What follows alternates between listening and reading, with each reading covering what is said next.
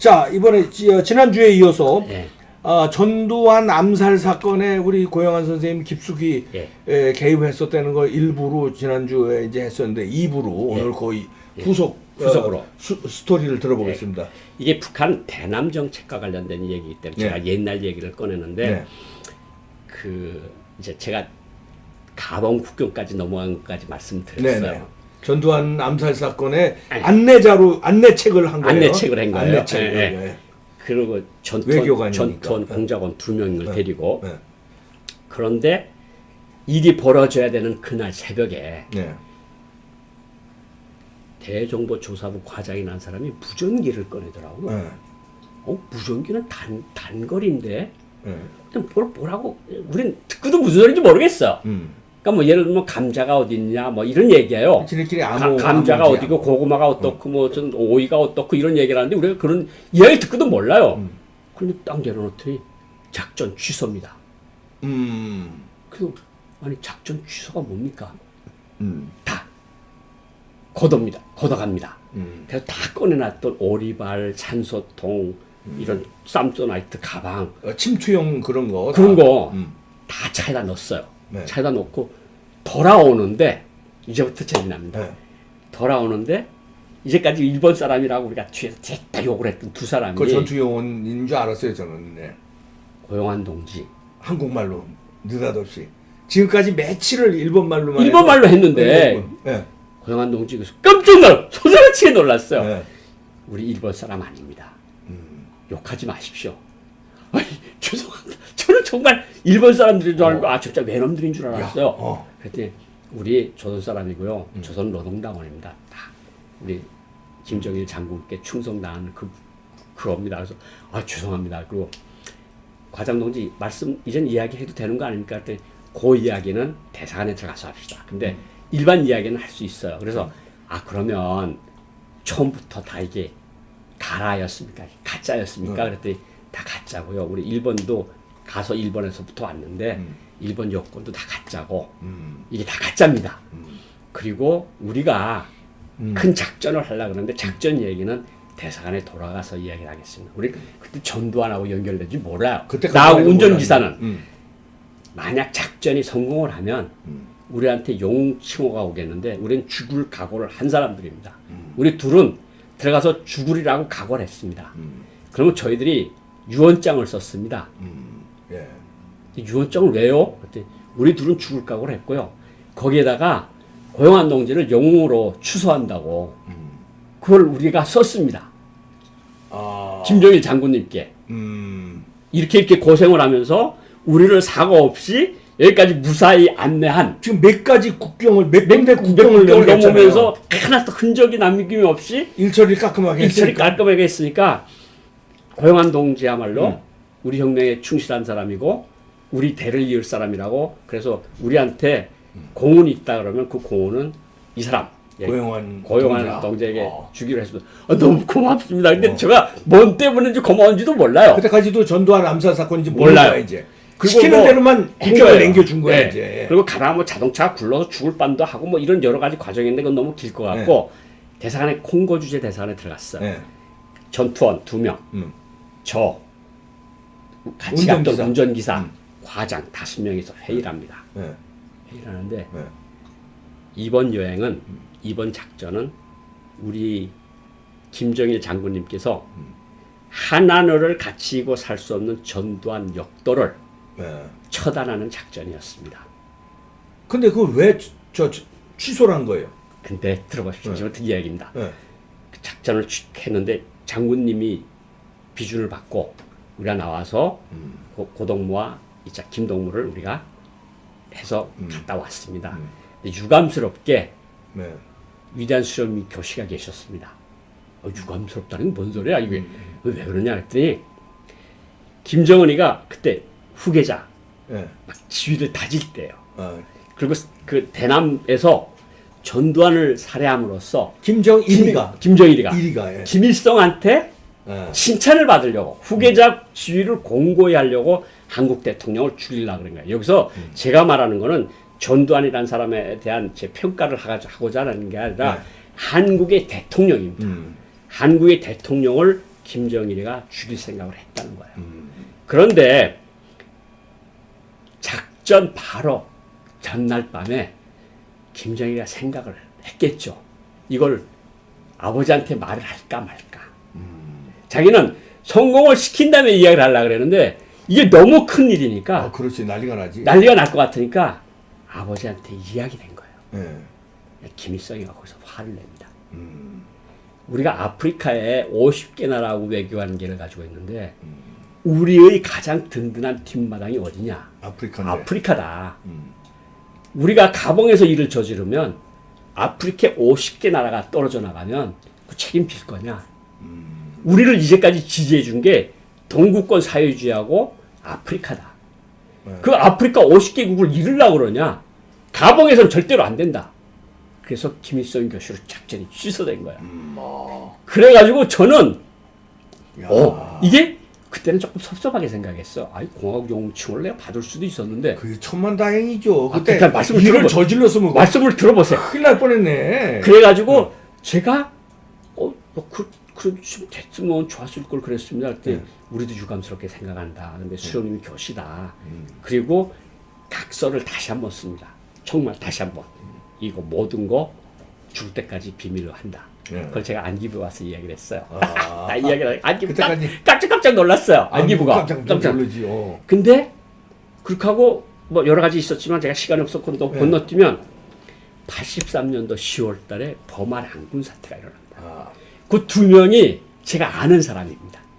그때 같은 사람들.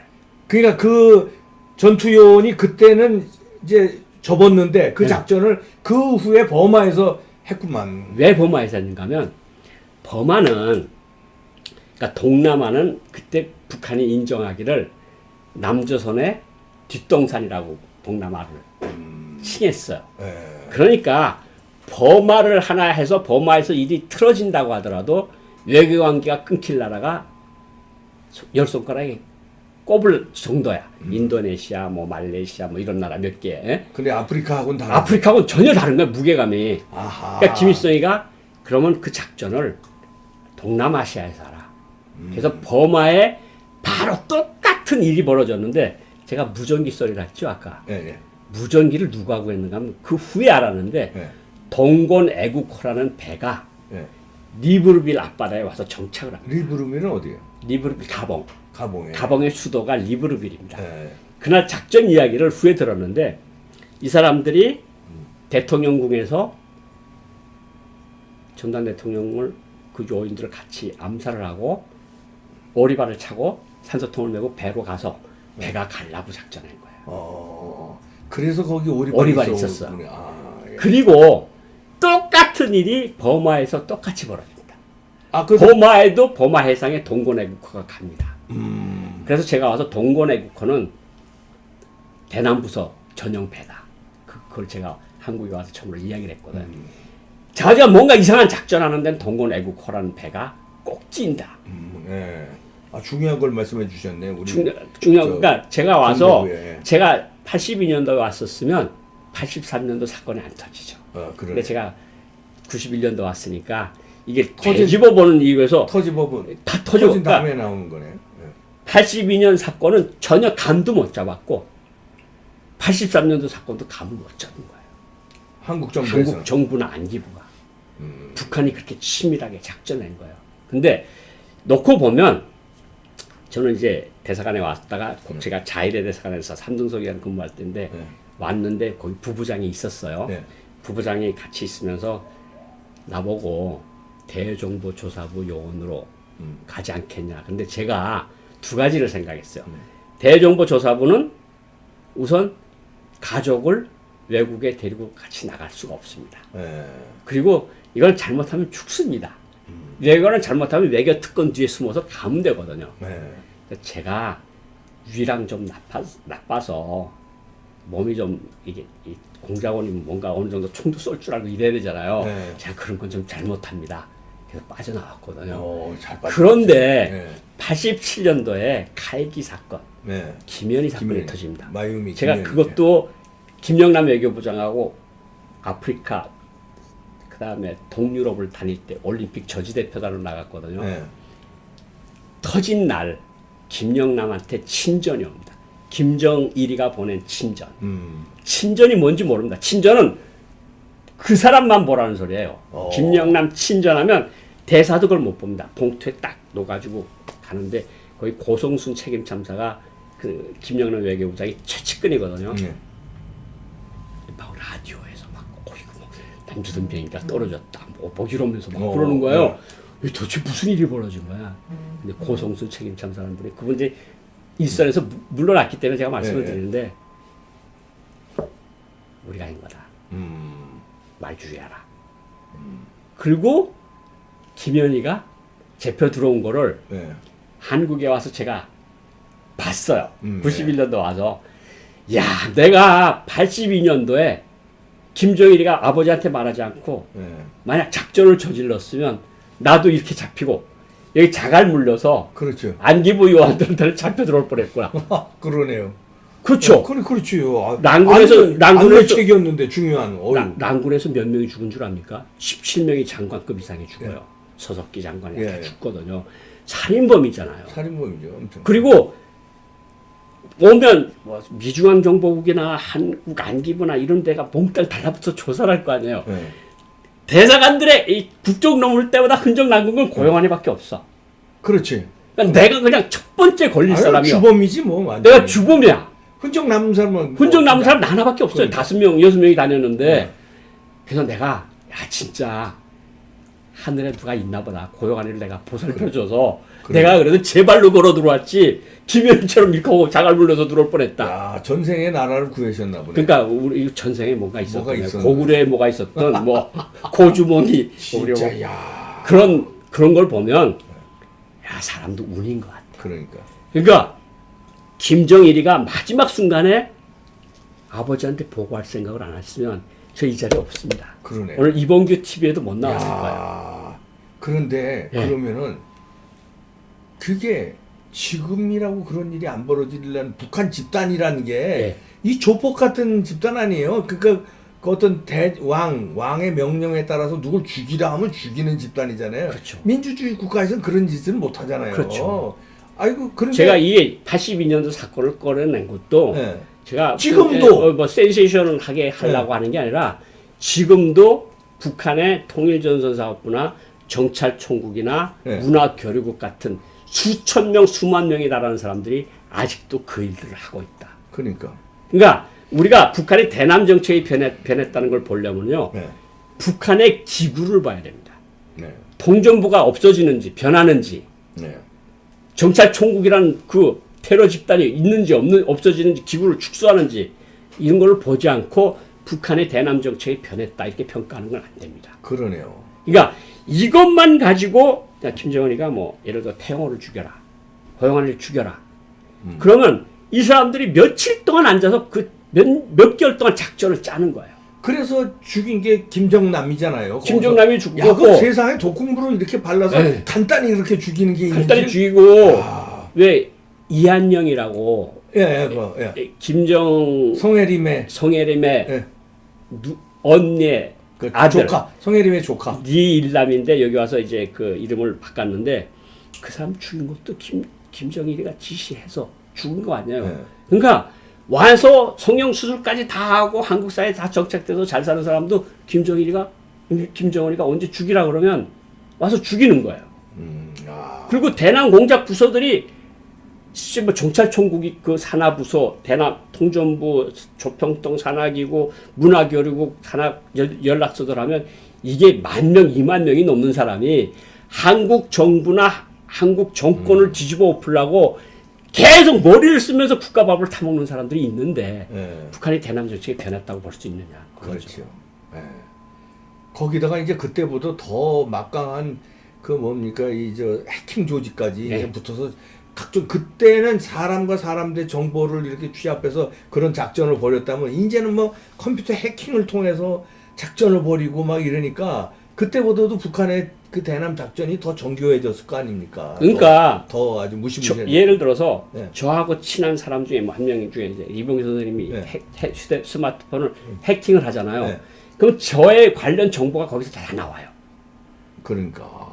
그리고 내가 메일을 주고 어디 가서 친하다고 그러지 마세요. 메일을 김정은이한테 같이 타겠댔라. 그럼 같이 타기게 된 거야. 예를 들어서 아. 제가 메일을 주고 저도 받다가 엄청 씹어가지고 이미 다 끝났어. 이미 다 끝났네. 이미 다 끝났어. 그러니까 이렇게 주고 받다가 예를 들어서 네. 메일 같은 거 들어오고 메일 통해서 휴대폰에서도 메일 열어보잖아요. 네. 그럼 내 동선이 위치라는 거 딱 발표해져 있잖아요. 네. 제가 종로구에 갔는지 다 나오죠. 동대문구에 갔는지 아. 서대문구에 갔는지 다 나오는 거거든요. 네. 그래서 공작 여건은 훨씬 북한이 쉽다. 그러니까 마음만 먹으면 어느 사람을 없애는 거 시간 문제다. 저 아직도 경찰관 4명이 쫓아다니는 이유가 다 있거든요. 그렇죠. 그 2명씩 다니는 것도 다 이유가 있는 거고. 치안을 이렇게 그렇죠. 보호해야죠. 예. 그래서 제가 국민들한테 이 기회를 통해서 말하고 싶은 거는 북한의 공작 기구가 바뀌지 않고 김정은 이 3대로 내려오는 세습 정권이 있는 한 북한의 대남 노선은 변함이 없다. 그러니까 미소를 짓는다 그래서 거기서 속으면 안 된다. 그러니까 왜 레간이 얘기를 했잖아요. 네. 말을 듣되 검증을 하라 그랬잖아요. 네, 그렇죠. 검증을 해보고 검증을 하는 여러 가지 방법이 있거든요. 기구가 있는지, 그 사람들이 어떤 사람, 이성근 같은 사람이 왔는지 이런 걸 보면 북한의 생각들이 읽히는 거 아닙니까? 네. 그러니까 우리가 항상 웃음을 띠고 악수를 해도 저 뒤에는 뭐가 있다는 걸 항상 생각을 해야 합니다. 그렇죠. 예. 그래서 북한 이상으로 우리도 정보 기능을 우리도 강화해야 돼요. 그렇죠. 정보 전쟁이잖아요. 지금 그거를 자꾸 이걸 뭐 조직을 축소하고 저쪽은 막 조직을 강화하는데 우리는 축소하고 군 전방도 축소하고 이렇게 하면 위험해질 수 있다는 거죠. 그러니까 뭐 설마 무슨 일이 터지겠냐 이것들이 제가 만나본 많은 사람들 뭐 이야기를 하시는데 정말 미군도 있고 뭐 이런데 그게 솔직히 무너지는 집안은요 제국도 마찬가지고 내부로부터 무너집니다. 그렇죠. 예. 그 혹시 서안에 가보셨습니까?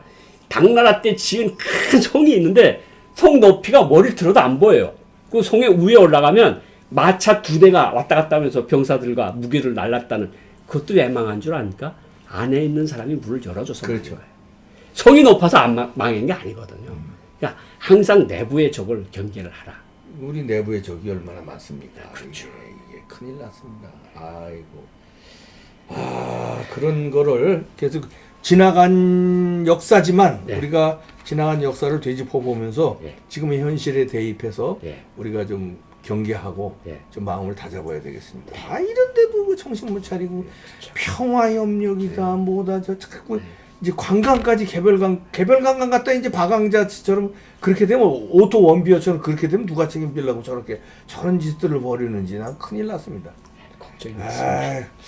고영환 선생이었습니다. 고맙습니다. 고맙습니다. 네, 다음 주에 또 뵙겠습니다. 네, 네. 감사합니다. 저는 방송 계속해야 되니까 멀리 못 나갑니다. 알겠습니다. 수고하십시오. 네, 수고하십시오.